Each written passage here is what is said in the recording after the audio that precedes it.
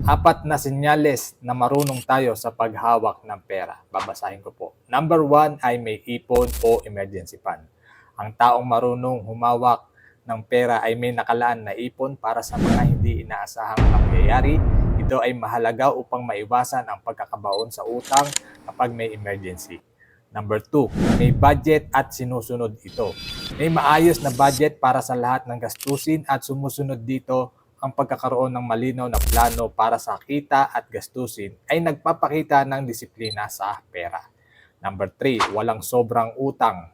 Marunong magkontrol sa utang at hindi na umaasa sa mga credit card o pautang para sa mga pang-araw-araw na pangangailangan.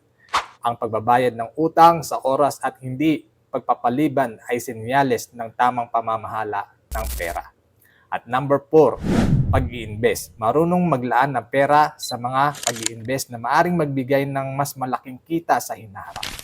Ang pag-unawa sa iba't ibang uri ng pag-i-invest at paglaan or paglalaan ng pondo dito ay nagpapakita ng pangmatagalang pananaw sa paghawak ng pera. So summary po, 4 na senyales na marunong tayo sa paghawak ng pera.